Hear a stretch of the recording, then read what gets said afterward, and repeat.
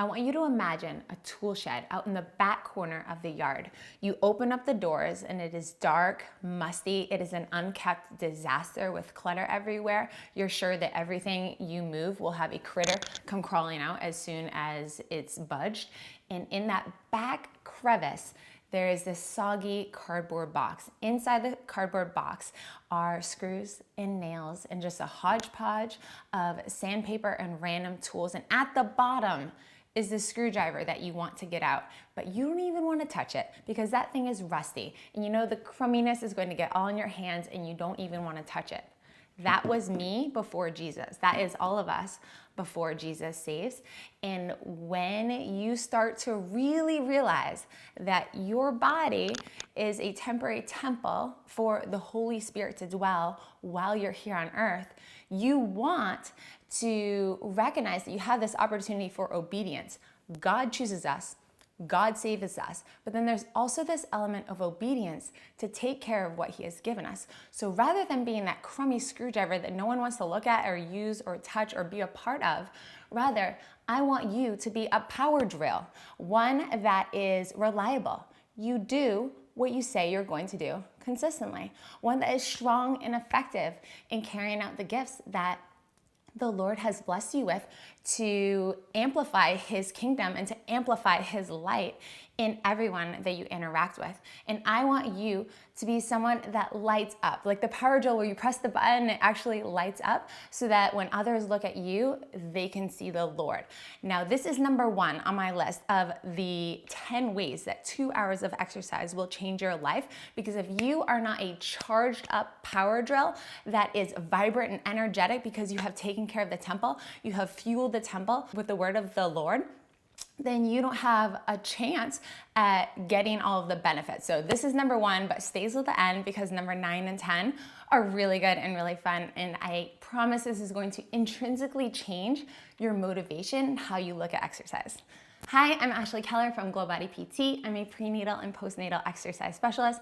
I'm a mom of 4 and I'm a military spouse, often running this home solo like I am while Luke's away for training right now. So I'm going to give you so much inspiration to really make you want to work out. You are supporting your healthy female hormones. So whether you are pregnant and HCG hormone is rapidly rising, or your postpartum and prolactin hormone is going up in order to provide ample breast milk supply to feed and nourish your baby. Or if you're not pregnant, you're not postpartum, you are going to have a healthier menstrual cycle with consistent ovulation that can promote a healthy fertility environment in case you do want to become pregnant. And if you are premenopausal or going through menopause, just 2 hours per week of exercise, this is 30 minutes of exercise, 4 days per week, is shown to decrease the side effects of what's going on with your dropping estrogen levels. So you will have an easier transition in menopause simply by being consistent with your exercise.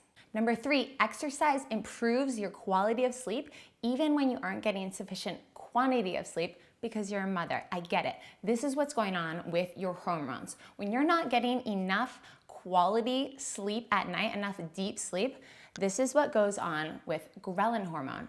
Ghrelin is responsible for appetite. Your appetite is going to go up when you are sleep deprived from quality sleep. This is going to get nice and droopy and drop. This is your leptin hormone. The more leptin hormone goes down, the more you don't have the ability to say, I'm satisfied, I'm full. So when you are getting greater quality of sleep at night and eventually greater quantity as you're a mother, this is what happens to your ghrelin and leptin hormones. They stabilize at a healthy state so that you can say, yeah, I'm not gonna go up for thirds and I'm not gonna go on a snack train at nighttime because I really don't need those calories. And you'll actually be able to recognize when your body is full and when you don't need any more food. You can get a big caloric burn from exercise, especially when you do high intensity interval training. This is known as HIIT. Picture yourself doing 20 seconds of burpees followed by 10 seconds of rest. These high intensity intervals for short durations, I'm talking 10, 20, or 30 minutes, that's all you need. And you see this training principle played out precisely inside the 10-minute plan because you get twice the amount of burn in half the amount of time than you would doing low intensity cardio for the same duration. Low intensity cardio training also has its own list of benefits, topping off with better oxygen consumption. This is going to improve your metabolism. It is going to decrease your blood pressure and essentially make you a more efficient machine. As you grow your aerobic capacity, picture engines of the car going from 4-cylinder to 8-cylinder.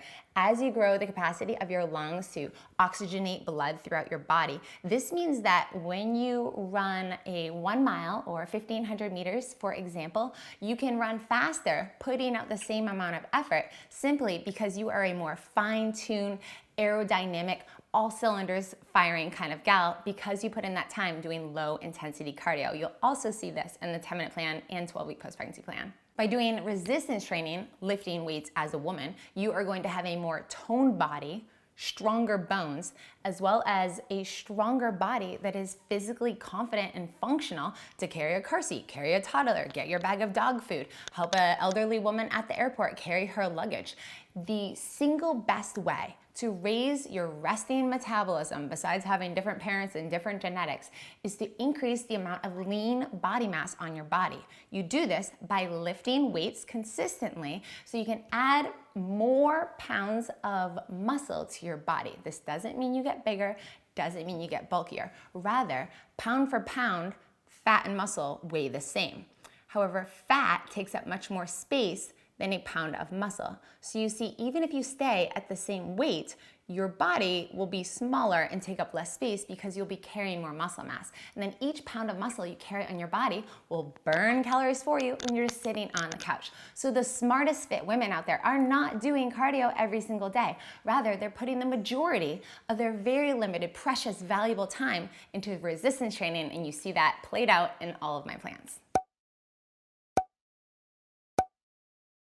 You're a woman who cares about your longevity and your quality of life when you're a grandmother or possibly even a great-grandmother someday, then the value of exercise is incomparable because it dramatically decreases your chances of having a fatal disease, specifically heart disease, type 2 diabetes. It prevents strokes, blood clots. It prevents 13 different types of cancer, possibly more. And if you're in the boat where you have so much going on that you feel like you can't possibly make time to exercise, consider this. When your health is taken away from you, you almost can't even think about all of those other things because you need to take care of your health.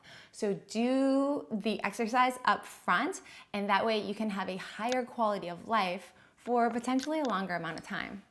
When I was postpartum with Gavin, my first, I specifically remember sitting on the couch and tears just streaming down my face. Luke asked if everything okay, and I was like, so he's like, is anything wrong? And I was just sitting there crying because I felt so unproductive. I was a brand new mom for the first time, active duty military still, but taking a break. And I felt like I could not get a single thing done and that I was just a shell of my former energetic, vibrant self.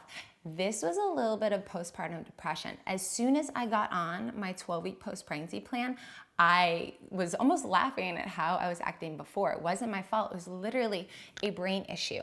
When you exercise 30 minutes per day, 4 days per week, 2 hours per week total, it literally changes your brain signaling to prevent or to stop postpartum depression. It decreases feelings of anxiety, decreases agitation, and allows you to think more clearly, have greater focus, and have more peace and calm. And guess what? When you're not having feelings of depression and anxiety, you don't find yourself raiding the pantry. Rather, you are more collected and want to fuel yourself with foods that help your body, hormones, brain function at its max capacity. Moms, if children are in the room, this is your time to put on earbuds.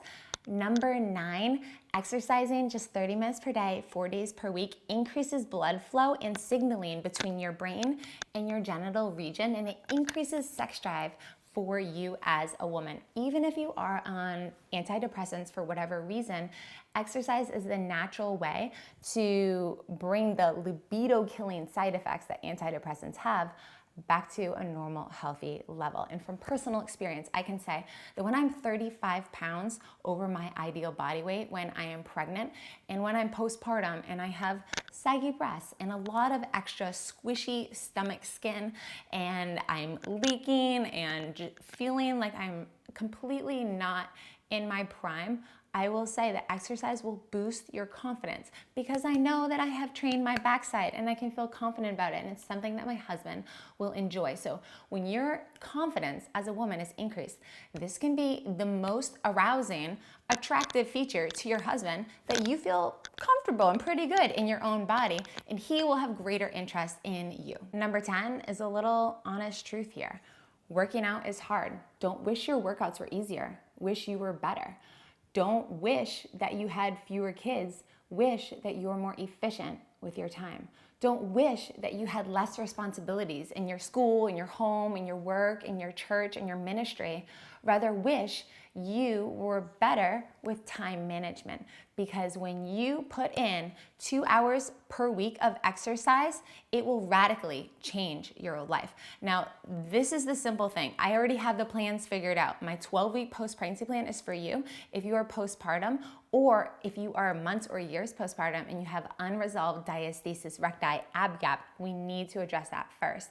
If you're not postpartum, you're not pregnant, my 10-minute plan has everything figured out for you. You do 3 workouts per day, which add up to 30 minutes total. It's scheduled out for you so that you're training 4 days per week. And it also comes with 2 bonus runner plans that can have you training 5 days per week, whether you're a beginner runner or an advanced runner. And both come with so many recipes to support female hormones, support your gut health, decrease inflammation, lower cravings, increase your energy, increase your vitality, and your number 9, like we talked about earlier.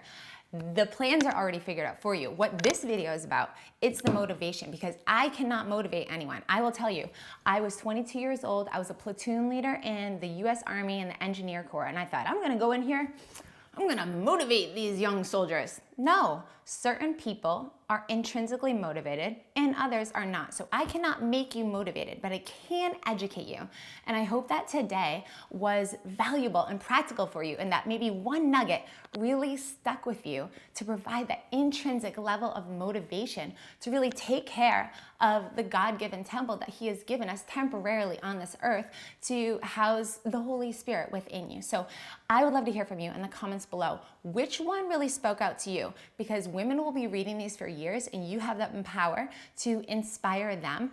Or if there's something that I did not say that is another benefit of exercise, drop it in the comments below. I take the time to read them all and I respond to as many as possible. So if you have questions of me, drop them. I am honored to be your trainer. Thank you so much for being here, and I'll see you next time.